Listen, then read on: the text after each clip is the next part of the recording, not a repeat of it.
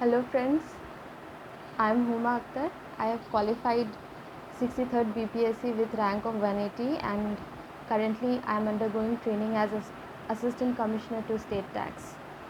तो पहले वीडियो में मैंने आप लोगों को बताया था कि कौन कौन से सब्जेक्ट्स की कौन कौन सी बुक्स हैं। तो मैंने बोला था कि मैं हर सब्जेक्ट को डिस्क्रिप्टिव वे में बताऊंगी। तो today I am going to tell about modern history. तो मैंने बोला था हिस्ट्री के 3 सेक्शंस हैं, एंशिएंट, मिडिवल एंड मॉडर्न। तो उसके लिए आप जो रेफरेंस यूज़ कर सकते हैं बुक का वो था 6th to 12th NCERT, old या न्यू जो भी आपके पास अवेलेबल है, लूसेंट एंड स्पेक्ट्रम। ठीक है। तो सबसे पहले जो इम्पॉर्टेंट चीज़ है जो आप हिस्ट्री में फोकस करना है जिस एरिया में, वो है आपको 1905 से 1947 इंडिपेंडेंस तक जितना भी सीक्वेंस ऑफ इवेंट्स हुआ है वो सारी चीज़ को आपको अच्छे से कवर करना है। ठीक है। और मैं अभी एक्चुअली बहुत लोग ने मॉडर्न इंडिया का रिवीजन स्टार्ट कर दिया होगा, तो मैं आज बेसिकली फ़ोकस करूँगी कौन कौन से एरिया है which people generally tend to neglect. तो ये सब एरिया जो निगलेक्ट किया जाता है वो एरिया मैं बताऊँगी। और ये वीडियो ज़्यादा देर तक नहीं होगा, छोटा ही वीडियो रखूँगी, बट जो एरिया निगलेक्ट होता है वो एरिया मैं बता देती हूँ ताकि वो आप कवर अप कर लें कि एग्ज़ाम में इस एरिया से क्वेश्चन आता है। और जनरली इस एरिया से क्वेश्चन 1-2 आ ही जाता है, नहीं तो इनडायरेक्टली कोई और भी क्वेश्चन सॉल्व करने में हेल्प हो जाएगा। तो सबसे पहला है governor general and viceroys of India. और इन गवर्नर जनरल का सिग्निफिकेंस क्या है, इन वाइसरॉयज़ का सिग्निफिकेंस क्या है, क्या इवेंट्स हुआ था इनके टाइम पे, तो ये आप लोग को देखना इम्पॉर्टेंट है। तो और फिर किस गवर्नर जनरल के बाद कौन सा गवर्नर जनरल आया, सीक्वेंस। तो ये सीक्वेंस भी आप लोग याद कर लीजिएगा। सिमिलरली वाइसरॉयज़ का भी सीक्वेंस याद कर लीजिएगा। किसी की तरह भी आप कोड बना कर कि आप यूट्यूब पे कोड देख लीजिए कि कैसे गवर्नर जनरल्स का सीक्वेंस वाइज कोड के थ्रू लोग याद करते हैं। तो ये सीक्वेंस वाइज याद कर लीजिएगा। मैं कुछ गवर्नर जनरल्स के नाम बता देती हूँ जो कि मस्ट हैं, इसे याद करना ही है। तो ये हो गए जैसे Lord Cornwallis, Lord Wellesley, Lord William Bentinck, Lord Dalhousie. और वाइसरॉयज़ में आप जैसे लर्न करेंगे Lord Mayo, Lord Lytton, Lord Ripon, Lord Curzon, Lord Irwin and Lord Chelmsford. So ये गवर्नर जनरल एंड वाइसरॉयज़ को आप बहुत ही अच्छे से याद करिएगा। और सेकेंड मोस्ट इम्पॉर्टेंट थिंग जो लोग शायद एक बार पढ़ते हैं, 2 बार पढ़ते हैं पर निगलेक्ट करते हैं और इससे क्वेश्चन आता ही आता है, वो है इंडियन नेशनल कांग्रेस के एनुअल सेशंस। सो ये एनुअल सेशंस जैसे फॉर एग्जांपल लखनऊ सेशन हुआ, तो लखनऊ सेशन को हेड कौन कर रहे थे, प्रेसिडेंट कौन थे, उस सेशन का मेन एजेंडा क्या था, एम क्या था, और उस सेशन का आउटकम क्या था, और उस सेशन से पहले कौन सा सेशन हुआ था, उस सेशन के बाद कौन सा सेशन हुआ था। तो ये सारी चीज़ जो है आपको इम्पॉर्टेंट है, ये सारी चीज़ इज़ वेरी इम्पॉर्टेंट। सो ये इस सीक्वेंस में देखिएगा कि प्रेसिडेंट कौन था, उसका एम क्या था, आउटकम क्या निकला, उससे पहले कौन सा सेशन हुआ था, उसके बाद में कौन सा सेशन हुआ था, वो सेशन किस ईयर में था। तो ये सारे सेशंस जो इम्पॉर्टेंट है ये याद कर लेना है। और एक इम्पॉर्टेंट चीज़ है जैसे कि लोग बहुत कंफ्यूज करते हैं, जैसे कि first Indian women president of Indian National Congress और first Indian president of Indian National Congress. तो इसमें बहुत कोई कंफ्यूज कर जाते हैं। तो इंडियन वुमेन प्रेसिडेंट जो होती वो सरोजनी नायडू थी और फर्स्ट वुमेन जो थी वो एनी बेसेंट थी। Now second thing is different conspiracy cases. Different जो कॉन्स्पिरेसी केसेस हुआ है, कौन कौन इन्वॉल्व थे और मेन एजेंडा क्या था, वो for example Meerut conspiracy case. इसी तरह से आप बहुत सारे कॉन्स्पिरेसी केस नेट पे सर्च कर लीजिएगा और इम्पॉर्टेंट वंस को आप याद कर लीजिएगा, या आप NCERTs पढ़ रहे हैं या स्पेक्ट्रम पढ़ रहे हैं तो आपको बीच में कॉन्स्पिरेसी केसेस मिल जाएगा। तो उसके साथ जो जो लोग इन्वॉल्व थे तो वो भी आप याद कर लीजिएगा। Okay. Now important section is social religious reform movements। जितने भी रिफॉर्म मूवमेंट्स हुए हैं सोशल रिलीजियस जो 18 से 20th सेंचुरी में हुए हैं, वो सारे रिफॉर्म मूवमेंट्स आपको याद कर लेने हैं। और मैं एक्चुअली इसका सोर्स भी बताऊंगी कि ये सोर्स आप कहाँ से प्रिपेयर कर सकते हैं और कितने जल्दी प्रिपेयर कर सकते हैं। तो सोशल रिलीजियस रिफॉर्म मूवमेंट्स जो है ये आपको सारा अच्छे से याद कर लेना है। देन कास्ट मूवमेंट जो भी हुआ है वो सारे कास्ट मूवमेंट को अच्छे से याद कर लेना है। पेजेंट मूवमेंट्स को भी याद कर लेना है। फिर न्यूज़पेपर एंड जर्नल्स, और ये न्यूज़पेपर कौन लेकर आए थे, ये जर्नल्स कौन इनिशिएट किया था, तो उनके नाम। तो ये सब आपको क्या करना है, जो इम्पोर्टेंट है सिर्फ वही याद करना है। ऐसा नहीं कि अनइम्पॉर्टेंट चीज़ भी याद करे जा रहे हैं। अनइम्पॉर्टेंट चीज़ याद नहीं करना है, क्योंकि अभी तक तो आप लोग को पता चल गया होगा कि इम्पॉर्टेंट क्या है, अनइम्पॉर्टेंट क्या है। ठीक है। नाउ कुछ इम्पॉर्टेंट चीज़ मैं मुझे बताने जा रही हूँ।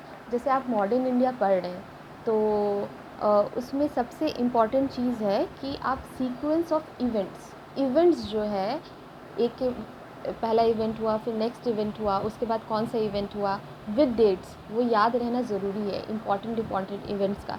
जैसे आपको एग्ज़ाम में पूछ देगा कि रॉल अटैक, Jallianwala Bagh massacre and Nehru report, ये तीनों सीक्वेंस में लाओ इन असेंडिंग ऑर्डर और डिसेंडिंग ऑर्डर व्हाटएवर। तो आपको पता होना चाहिए कि रॉल अटैक पहले हुआ था, फिर जलियांवाला बाग मैसेकर, फिर नेहरू रिपोर्ट आया था। तो ये सीक्वेंस एंड डेट्स आप याद कर लीजिएगा। ये सीक्वेंस दिमाग में रहना भी ज़रूरी है। और मैं तो बोलूँगी ये जो सीक्वेंस का एक शॉर्ट नोट प्रिपेयर कर लें, एकदम सीक्वेंस वाइज एक शॉर्ट नोट प्रिपेयर कर लें 1 पेज के अंदर का, जो कि आप एग्ज़ाम में जाने से पहले 10 मिनट्स पहले आप रिवाइज़ कर पाएँ, ताकि एग्ज़ाम में अगर ऐसा कुछ क्वेश्चन आता है तो आप वहाँ पे फटाफट उस ऑप्शंस को मार पाए, करेक्ट हो जाए आपका आंसर। ठीक है।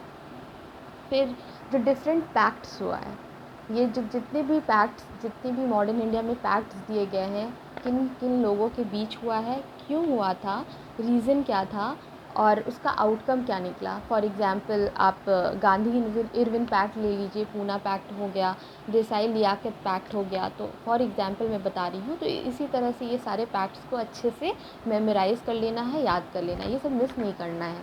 ठीक है। और next is agreements, different agreements जो हुआ था, तो जितना भी एग्रीमेंट्स है आप उसे भी याद कर ले। जैसे शिमला अग्रीमेंट है तो उसे भी याद कर ले आप। ठीक है। और नेक्स्ट इज़, अब जैसे कि आपने मॉडर्न इंडिया एक पर्टिकुलर एनसीईआरटी से ख़त्म कर लिया, या आपने लूसेंट से लूसेंट तो पढ़ना ही है, या आपने स्पेक्ट्रम से ख़त्म कर लिया, तो आप लूसेंट में जाइए मॉडर्न इंडिया में, और वहाँ पे जो टेबल्स दिया रहता है, मैं दिखा देती हूँ, वहाँ पे जो टेबल्स दिया रहता है उसे बहुत अच्छे से आप याद कर लीजिएगा उस टेबल्स को, क्योंकि टेबल्स काफ़ी इंपॉर्टेंट होता है, काफ़ी हेल्पफुल होता है एग्ज़ाम में सॉल्व करने के लिए। और वहाँ पे मॉडर्न इंडिया में जो भी पिंक में हाईलाइटेड होता है, आप उसे भी याद कर लीजिएगा। तो मैं लूसेंट का टेबल्स 1-2 दिखा देती हूँ ताकि आप लोगों के लिए ईजी हो जाए।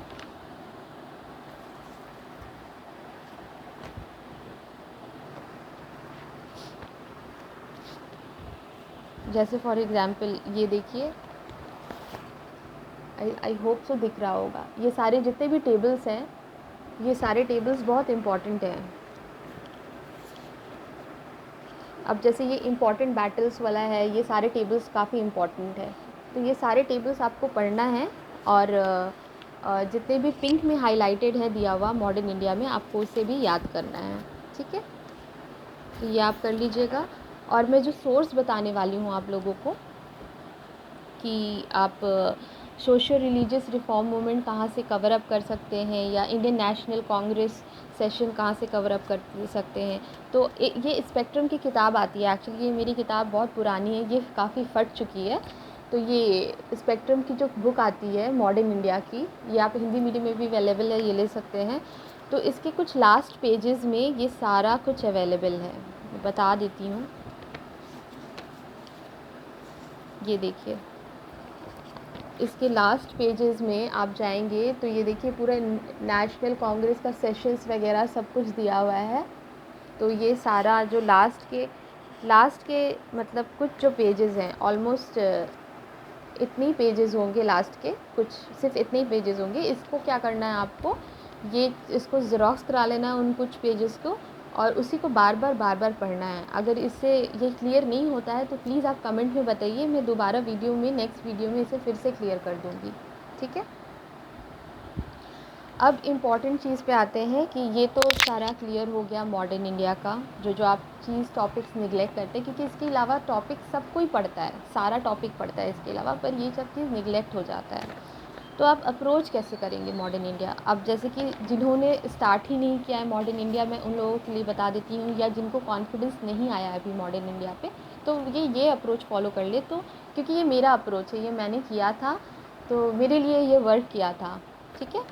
तो कम से कम 5 दिन दे रखिए अभी साइड में, 5 डेज़ फॉर मॉडर्न इंडिया कि 5 दिन आप अभी कम से कम 12 आवर्स तो मिनिमम पढ़ ही रहे होंगे। मैं तो बोलती हूँ कि 12 आवर्स से भी ऊपर ही पढ़िए, 14 आवर्स पढ़िए, ज़्यादा इम्पॉर्टेंट है, क्योंकि टाइम बहुत क्रूशियल है। तो सब कुछ छोड़ के पढ़ाई में ही पूरा टाइम डिवोट करिए।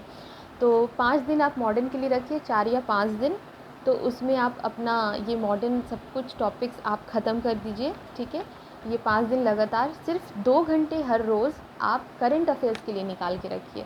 करंट अफेयर्स को हर रोज़ पढ़ना है। करंट अफेयर्स एक ऐसे नहीं करना है कि आज मैं लगातार 3 दिन करंट अफेयर्स पढ़ूँगा, फिर अगले 10 दिन बिल्कुल करंट अफेयर्स नहीं पढ़ूँगा, फिर अगले 5 दिन फिर से करंट अफेयर्स पढ़ूँगा। ऐसा नहीं करिए। आप every day you should take out 2 hours, 2.5 hours for current affairs and उसको पढ़िए। तो ये 5 दिन में आप सिर्फ मॉडर्न पढ़िए लगातार, और 2 घंटे सिर्फ करंट अफेयर्स पढ़िए।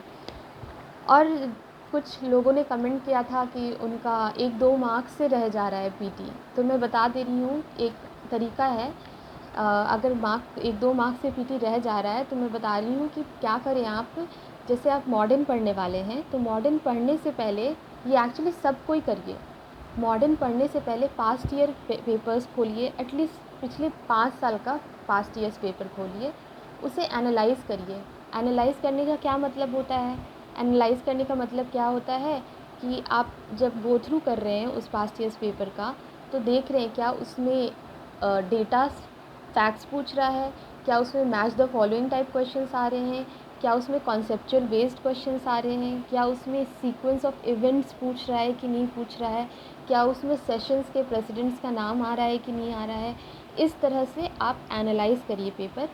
आप जब एनालाइज़ कर लेंगे तो उसे मेमोराइज़ भी करने की कोशिश करिए, क्योंकि ना वो दिमाग में, अगर आप मेमोराइज़ कर लेंगे ना पहले पास्ट ईयर क्वेश्चंस, तो जब आप याद करना शुरू करेंगे बुक से, तो आपको याद समझ में आएगा, अच्छा इस टाइप का क्वेश्चन बन सकता है इस एरिया से, तो उस पर आप ज़्यादा फोकस करेंगे।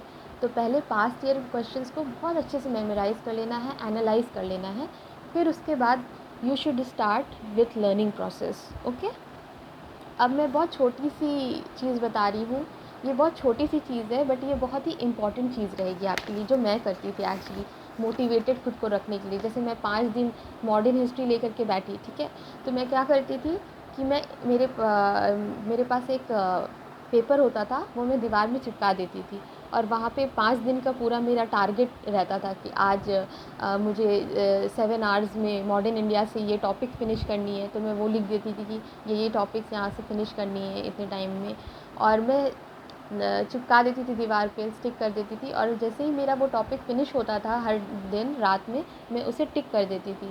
उसी तरह से मोटिवेटेड भी फ़ील होता था, मोटिवेशन भी फ़ील होता था, और मेरा टॉपिक्स कंप्लीट भी होते जाता था। तो टारगेट्स को अचीव करिए, और जब after 5 days you have covered, ऐसा आपको हमेशा लगेगा कि नहीं मैंने नहीं पढ़ा है, या मेरा फ़िनिश नहीं हुआ है, मेरा अच्छे से फ़िनिश नहीं हुआ है, डरिए मत, क्योंकि आगे आप और भी रिविजन्स करेंगे, बार बार रिविजन्स करेंगे, जिसमें आपको कॉन्फिडेंस आ जाएगा। एग्ज़ाम से पहले तक मैं बोल देती हूँ उतना 100% कॉन्फिडेंस नहीं आता है, तो इतना सोचने का भी ज़रूरत नहीं है आप लोगों को, ठीक है। तो जब 5 डेज़ आपका मॉडर्न इंडिया फ़िनिश हो जाता है, तो प्लीज़ एक टेस्ट सीरीज़ ज़रूर लीजिए। एक टेस्ट सीरीज़ लेकर के टेस्ट सीरीज़ को सॉल्व करिए कि आप कितना कर सकते हैं टाइमिंग के अकॉर्डिंग, कि 150 क्वेश्चन या 100 क्वेश्चन वॉटेवर, तो उसके अकॉर्डिंग आप टाइम लगा दीजिए, टाइमर लगा करके आप टेस्ट दीजिए, और देखिए कि आपके मार्क्स क्या रहे हैं। उससे क्या आपको पता चलेगा कि आपकी प्रिपरेशन लेवल पता चलेगी। और सिर्फ टेस्ट दे करके टेस्ट दिया और फिर पेपर को साइड में फेंक दिया, ऐसे नहीं करना है। आप टेस्ट दे करके फिर उसके बाद आप उसमें चेक करिए कि आपका जो कॉन्फिडेंट वाला क्वेश्चन था, जो आपको बिल्कुल आता था, आप तो श्योर थे कि ये तो मेरा करेक्ट होना है, पर वो भी गलत हो गया, तो वो क्यों गलत हुआ, तो आप उसको जाकर वापस से रिवाइज़ करिए। कुछ क्वेश्चंस ऐसे होंगे जो आपने 50-50 पे ऑप्शंस में मारा होगा, गेस किया होगा, तो आप देखिए कि आप क्यों कंफ्यूज हो गए, मतलब कि आपका रिवीजन में प्रॉब्लम है, तो आप जा कर के इसको रिवाइज़ करिए, ओके। और कुछ में आपने ब्लाइंड गेस किया होगा जो आपको बिल्कुल नहीं आता होगा, तो आप वो टॉपिक को जा कर के फिर से मॉडर्न से पढ़िए, वो एक दिन दे करके। तो ऑलमोस्ट 5 to 6 डेज़ में आपका मॉडर्न फिनिश हो जाना चाहिए अच्छी तरह से, और फिर आप रिविज़न के लिए रेडी रहेगा आपका modern India, okay. I think modern India आप लोग कवर अच्छे से कर लेंगे, और जो मैं क्या गाइड कर रही हूँ वो आप लोगों के लिए हेल्पफुल होगा। अगर कोई भी इशू है आप लोगों को, या कुछ टॉपिक्स नहीं समझ में आ रहे हैं, नहीं समझ में आया है, प्लीज़ कमेंट में लिखिए। आई विल रिस्पॉन्ड, मैं रिस्पॉन्ड कर रही हूँ, एंड मैं कमेंट्स भी देख रही हूँ लोगों की। So please go through this strategy. अगर हेल्पफुल है, आप लोगों को हेल्पफुल है, तो प्लीज़ वो भी कमेंट में लिखिए कि हाँ हेल्पफुल है, और ये स्ट्रैटेजी को अपनी स्ट्रैटेजी में इम्बाइब करिए, okay. All the best, thank you so much.